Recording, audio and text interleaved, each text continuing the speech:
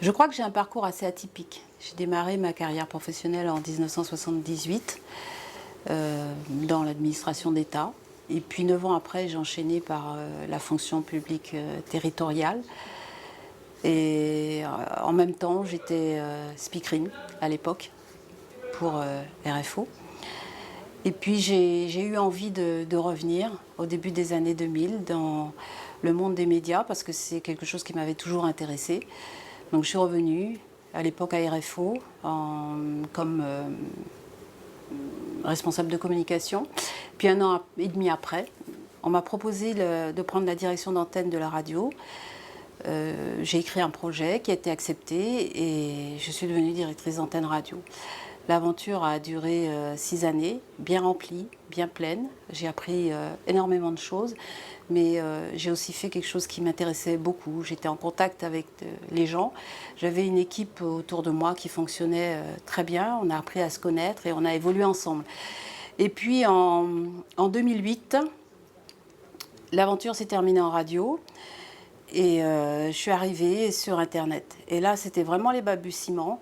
Et je dois dire, ça n'a pas été une période facile. D'abord parce que j'étais toute seule, parce que c'était un service complètement nouveau à RFO à l'époque encore, qu'il y avait très peu de moyens techniques pour faire ce travail. Voilà, bon, an mal an, ça a été. Et puis... finalement, j'ai décidé qu'il fallait que je fasse une reconversion véritable et que j'ai un statut qui soit complètement relié à Internet. Donc, on m'a proposé de faire la formation de journaliste et je me suis engouffrée là-dedans. Donc, en 2010, je suis partie faire une formation de journaliste, 4 mois à Paris. Et ça s'est très, très bien passé. Moi, je n'ai pas eu d'énormes difficultés à me reconvertir à chaque fois parce que ça a toujours été des choix assumés. Parce que j'estime qu'on ne peut pas rester toute sa vie à faire la même chose. On a besoin d'évoluer. On évolue dans sa vie personnelle, on évolue en tant qu'être humain de toutes les manières. Je ne suis pas du tout la femme que j'étais à 20 ans, à presque 60 ans, personnel senior. J'estime que j'ai une maturité, une expérience dans beaucoup de choses qui doivent me porter jusqu'à ce que je ne puisse plus. On évolue toute sa vie et à chaque niveau de sa vie, on doit pouvoir mettre à profit ce qu'on a engrangé. Mais je dirais que, bon, en tout cas, moi, j'aime bien travailler. J'aime travailler, j'aime me lever le matin et savoir que j'ai quelque chose à faire, que ma journée ne va pas être vide et que j'ai des choses...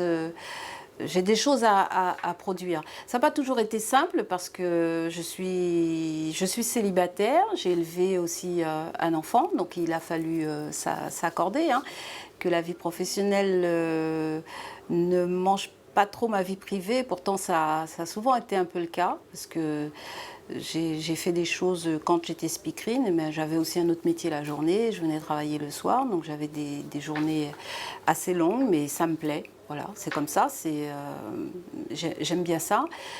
Mais à l'heure actuelle, même si la fonction est prenante, ça ne m'empêche pas de faire du sport parce que j'aime le sport. Je suis une sportive, donc en ce moment je fais du vélo. Auparavant, je faisais plutôt de la course à pied.